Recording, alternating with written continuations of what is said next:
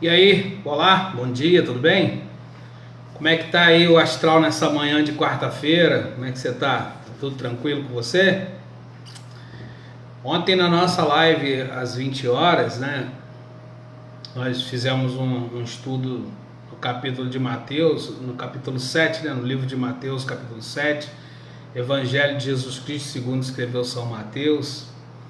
E nós falamos ali de iniquidade, né? Iniquidade é pecado, mas tem uma classe que seleciona os iníquos, né? E eu falei disso e isso acaba gerando algumas perguntas, ficam mais interrogações, né? Porque algumas pessoas não sabem o que é iníquo, iniquidade. Então eu falei de ímpio, impiedade, né, também.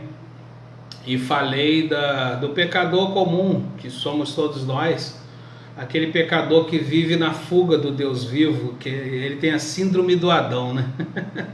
E por essa razão ele peca e foge de Deus, peca e foge. O Adão fazia isso. O Adão fez assim, né? Quando ele pecou no paraíso, a primeira coisa foi fugir, fuga. E aí Deus veio na viração do dia, como de costume, chamando ele falou, eu fugi porque eu estava nu, ou seja, pecou, né? Todos nós, quando pecamos, é natural que a gente fica fugindo de Deus. Esse é o pecador natural, com a síndrome do Adão, né? Tem o ímpio, que eu falei ontem na live. O ímpio são pessoas que não acreditam em Deus, não estão nem aí para Jesus, quem é Jesus, e são impiedosas, são ruins, são perversas, praticam mal na terra conscientemente.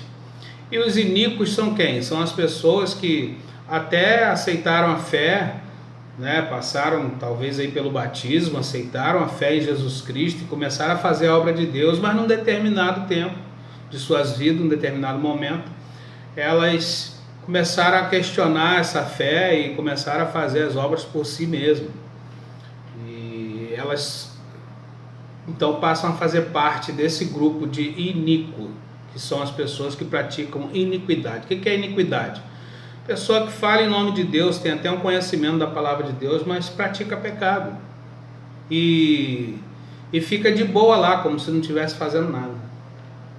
São os iníquos, eles já estão assim adormecidos no pecado. Tem perdão, Márcio, para todos esses? E tem os filhos, né? Os filhos são os que recebem o chamado de Deus e obedecem a palavra e procuram andar na retidão.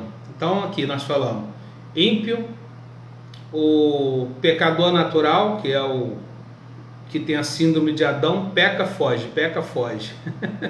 Tem o iníquo, que é o que está dentro da obra de Deus, falando em nome de Deus, mas que pratica iniquidade. E tem os filhos, que receberam o chamado e procuram andar em retidão. Não é que deixam de ser pecadores, todos nós somos pecadores, mas a diferença é que o filho, quando peca, ele vai buscar o perdão, ele se humilha, ele fica ali, ele não sai de perto do pai, não, entendeu? E tem o pecador arrependido, que é igual a história do filho pródigo, né? Aquele que sai da presença do pai, se ausenta para longe e fica na vida louca, pecando, mas depois ele cai em si e volta. E Deus sempre recebe por festa.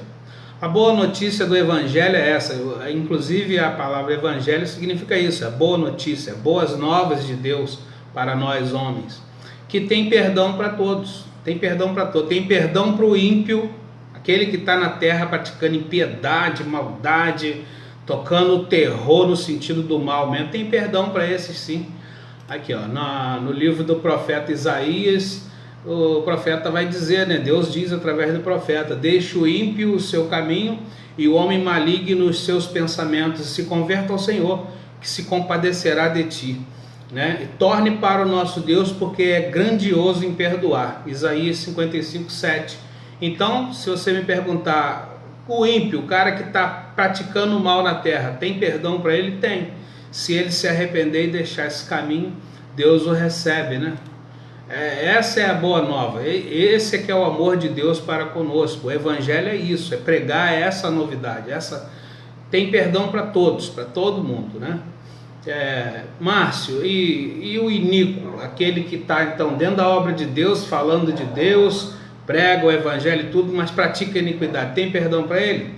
Cara, no livro de Hebreus tem um versículo lá pesado que diz que é impossível que aqueles que foram iluminados e praticando o pecado outra vez sejam arrependidos outra vez, né? O livro de Hebreus diz isso, mas a Bíblia vai nos dizer aqui no Salmo 103, versículo 3, que é Ele quem perdoa todas as tuas iniquidades e sara todas as tuas enfermidades. Então eu quero afirmar que também tem perdão para o iníquo, desde que ele se arrependa, desde que ele entenda que ele caiu, ele precisa voltar, ele precisa se arrepender, ele precisa deixar essa obra maligna de achar que está certinho e reconhecer que está errado. Ouvir os sinais, né? Deus sempre vai enviar um profeta, vai enviar alguém para falar: você está errado, sai daí, para com isso. E se ele quiser tocar o terror e levar até o fim da vida, infelizmente o iníquo vai ouvir o que nós falamos ontem em Mateus 7, né? Nunca vos conhecia, apartai-vos de mim, vós que praticas a iniquidade. Deus não vai falar isso para o ímpio, Deus não vai falar isso para o pecador que tem síndrome de Adão, Deus não vai falar isso para ninguém a não ser para o iníquo. É aquele que está dentro da obra de Deus, que profetiza em nome de Deus, que faz maravilhas em nome de Deus, que faz sinais, que opera todas essas coisas em nome de Deus, mas que pratica a iniquidade. Jesus vai falar essa palavra dura para ele no último dia: apartai-vos de mim, vós que pratica a iniquidade. Então, iniquidade é pecado como qualquer outro. Então a pessoa tem que reconhecer. O primeiro passo é esse: reconheça que você está errado e volta. Deus recebe.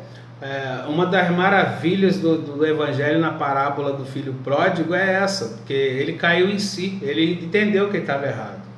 Ele falou: quantos trabalhadores de meu pai têm vida boa e eu aqui comendo lavagem de porcos? Eu vou voltar, entendeu? Então quando ele faz essa conversão e volta, Deus recebe ele com festa. Então é assim para o ímpio, é para o iníquo, é para o pecador natural que tem a síndrome de Adão, é para qualquer um, até para os filhos que estão dentro do reino, fazendo a vontade de Deus, mas que às vezes nas circunstâncias escorrega, cai, tropeça. Tem perdão para todo mundo. A morte de Jesus na cruz, ela significa isso: amor de Deus e perdão para todos. Então esse vídeo aqui não é uma continuação do vídeo anterior, não é, ele é só um complemento, né? Porque fica algumas interrogações, algumas dúvidas, as pessoas ficam meio curiosas. Poxa, iníquo, ímpio, o que é isso que você está falando? Então eu fiz esse tópico aqui só para a gente canalizar cada um no seu lugar, né? Ímpio é o cara que está na terra praticando mal, a impiedade. Ele é ruim, ele não acredita em Deus, ele não está nem aí para Jesus, ele está tocando terror, fazendo mal na terra. Iníquo são pessoas que estão dentro da obra de Deus, profetizam, fazem maravilhas, milagres, expulsam demônio e tudo mais, mas estão praticando iniquidade. Elas estão fazendo obras de si mesmo e pensam que estão fazendo a obra de Deus.